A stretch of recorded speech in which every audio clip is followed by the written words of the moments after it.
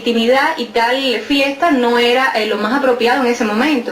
Entonces esta solicitud del PRI hizo que quizás se pensara que Peña Nieto estuviera buscando legitimidad, y que estaba buscando legitimidad porque no tenía legitimidad. Es lo que están pues especulando algunos medios de prensa. Por otra parte, Peña Nieto está diciendo que los partidos no tienen ese derecho de estar reclamando, que ya ese momento pasó, que las elecciones ya finalizaron, que el proceso ya sucedió, que hay que aceptar los resultados, dando por concluido el proceso electoral con las elecciones que se celebraron el pasado 1 de julio. Pero sucede que, como dijo anteriormente la Nidia, no es así, porque en el 6 de septiembre es que finalmente se decide la validación y la conclusión de esos comicios. O sea que todo este tiempo es válido y está estipulado así, que cada fuerza política presente los recursos en sus manos para ir al frente de esta situación. Y bueno, en cuanto a la proyección interna y externa que está teniendo Peña Nieto hacia el interior del país, está presentando un nuevo proyecto para combatir el crimen organizado, que es el principal flagelo que está golpeando a la sociedad mexicana hace mucho tiempo. Y en cuanto al externo, está tratando de imponer una imagen de latinoamericanismo, de profundizar las relaciones con América Latina.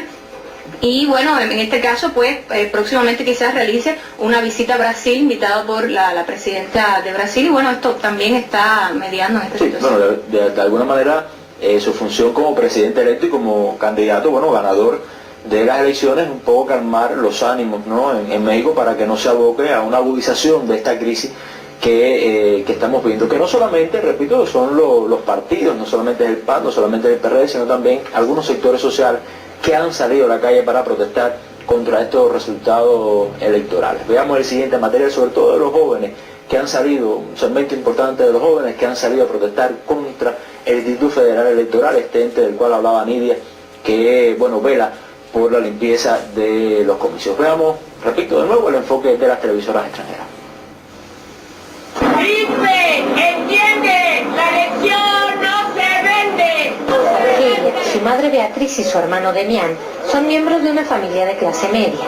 Salieron a la calle porque dicen, no pueden ser indiferentes a lo ocurrido en las elecciones presidenciales. Somos una familia de mexicanos enojados, nos sentimos indignados, sentimos que nuestro voto fue burlado. Disfrazados y con carteles, se hicieron presentes en este campamento, que durante las últimas horas se instaló frente a las dependencias electorales.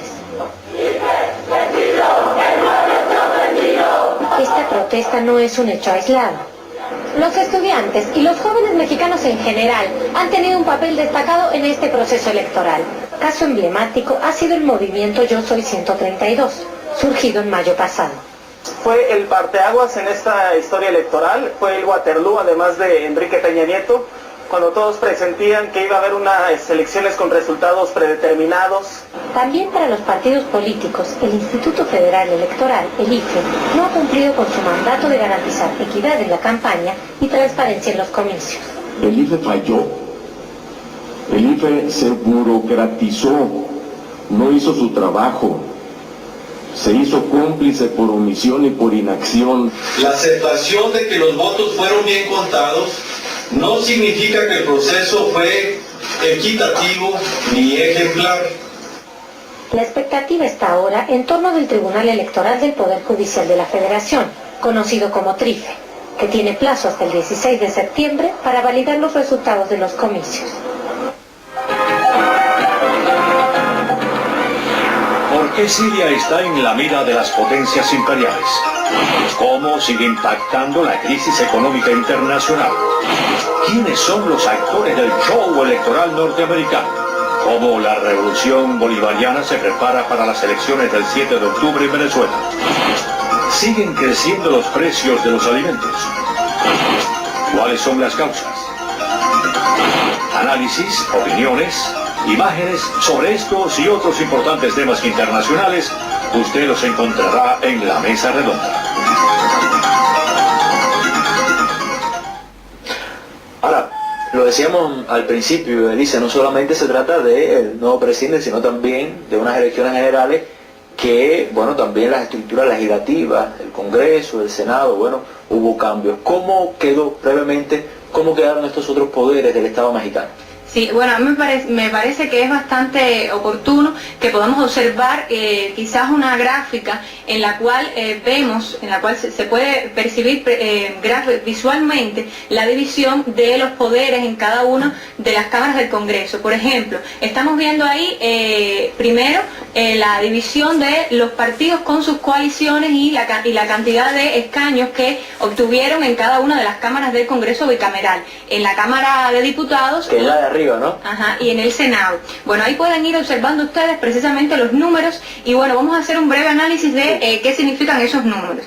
Pues bueno, en la Cámara de Diputados, que consta de 500 escaños en total y además es la Cámara más importante porque es donde primero llegan los proyectos de ley para empezar a ser debatidos y aprobados, pues el PRI quedó con la mayoría, pues obtuvo alrededor de los 200 puntos. Ahí en la imagen estamos viendo el partido con sus aliados, o sea que es un poquito más porque esos pequeños partidos que rodean al principal están aportando un poco más de escaños. Pero bueno, vamos a concentrarnos en los partidos que están liderando cada una de esas coaliciones. Por ejemplo, el PRI, el Partido Revolucionario Institucional, liderado por Peña Nieto, obtuvo alrededor de los 200 asientos en la Cámara de Diputados, o sea, quedó como el principal, pero sin embargo, esto significó una reducción de la cantidad de escaños que tenía con respecto al 2009, o sea que en este sentido perdió participación en esta Cámara.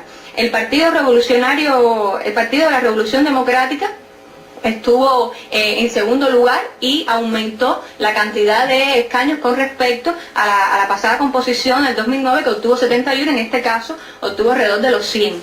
Y el Partido de Acción Nacional quedó en tercer lugar en esta Cámara. En el Senado, que la elección es más extensa porque el Senado se elige cada 6 años allí, pues el Partido Revolucionario Institucional, el PRI, también obtuvo la mayoría. El Partido de Acción Nacional quedó en segundo lugar y el Partido de la Revolución Democrática en tercero. Pero ¿qué sucede? Que en el Senado el PRI obtuvo la mayoría porque precisamente la última vez que se hizo esta composición hace 6 años, obtuvo el peor resultado de la historia de ese partido. Entonces, por supuesto, ante tal malo precedente, pues en este caso siempre sería una superación de ese antecedente. Entonces, además de esta composición básica, es bueno destacar que ninguno de los partidos obtuvo la mayoría absoluta necesaria en ninguna de las cámaras del Congreso, que al final es lo que significaría poder ejercer una presión mayor a la hora de tomar una decisión. Van a tener que gobernar en coalición en todo caso. Exactamente, y entonces esa es la pregunta que se queda ahora prevista, qué es lo que va a suceder, qué coaliciones se van a formar a la hora de tomar esas decisiones. Y bueno, quiero enfatizar también que esta composición del Congreso no es definitiva tampoco, sino que hasta septiembre mismo no es que se ratifica. Esto es una posible composición del Congreso. Y bueno, destacar también que el partido de López Obrador, el Partido de la Revolución Democrática, incrementó en esta ocasión su voto en un 41% y además también ganó un avance territorial porque obtuvo una mayoría casi absoluta en el Distrito Federal de México, la capital, y también en estados importantes como Morelos y Tabasco. No, el Distrito Federal, que es importantísimo para proyectarse, ¿no?, políticamente al país, es la capital, obviamente. Ahora, Nidia, una última pregunta ya para cerrar esta primera parte de la mesa redonda. Edith hablaba de cómo ya Peña Nieto adelantaba, o desde antes venía